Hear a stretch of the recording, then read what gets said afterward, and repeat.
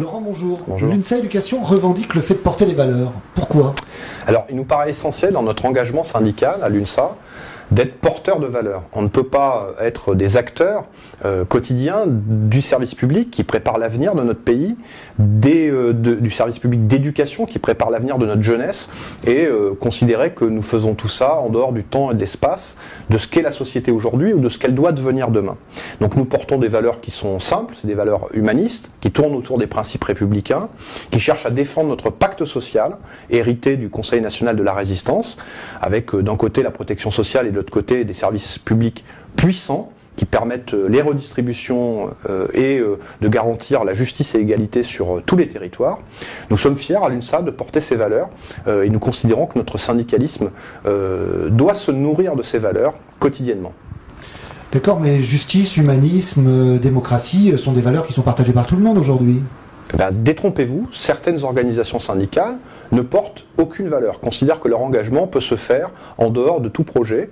Nous considérons que c'est une erreur. Et d'autres organisations encore, certes, affichent ces valeurs dans des textes de congrès, dans des réunions militantes, mais finalement, ça reste de l'entre-soi. Nous, à l'UNSA, nous considérons que ces valeurs de liberté, d'égalité, de justice, de laïcité doivent vivre quotidiennement, d'abord pour nos jeunes, dans leur formation citoyenne, mais également avec l'ensemble de nos collègues, parce que ça donne du sens à leur mission, du sens à leur action. Donc sur deux valeurs phares que vous défendez aujourd'hui, que sont la laïcité et l'égalité, quelle est votre actualité ? Alors sur la laïcité, qui est une valeur historique de l'UNSA et de l'UNSA Éducation, nous sommes en train de rappeler le gouvernement à ses devoirs et à ses engagements. Nous faisons une lettre ouverte au Premier ministre et à la ministre de l'Éducation nationale, de l'Enseignement supérieur et de la Recherche, pour lui rappeler qu'à l'heure où on rénove notre école, où on refonde l'école de la République, on ne peut pas laisser autant de cadeaux aux écoles privées et que la priorité absolue doit être donnée à l'école publique. Deuxième élément d'actualité, nous voulons rappeler au gouvernement que lorsque l'on est en mission de service public, que l'on soit un agent public ou un collaborateur bénévole, on doit être astreint au principe de neutralité. Ça fait référence évidemment aux accompagnants scolaires qui, eux aussi, doivent être astreints au principe de neutralité.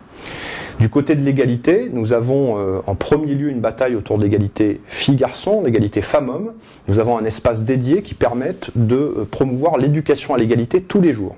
C'est essentiel puisqu'on peut changer une société et des injustices par la loi, mais il est essentiel de changer les mentalités. Et c'est par l'éducation que l'on fait reculer et les stéréotypes et les préjugés. Bataille pour la laïcité, bataille pour l'égalité. Finalement, ces deux batailles sont des batailles jumelles. On pourrait même dire que le combat pour la laïcité et le combat pour l'égalité doivent être menés dans un même mouvement. C'est ce que nous faisons à l'UNSA. Nous sommes fiers des valeurs que nous portons. Ça fait partie du choix du combat positif que nous proposons et nous appelons nos collègues évidemment à rejoindre ce combat pour les valeurs et à nous soutenir.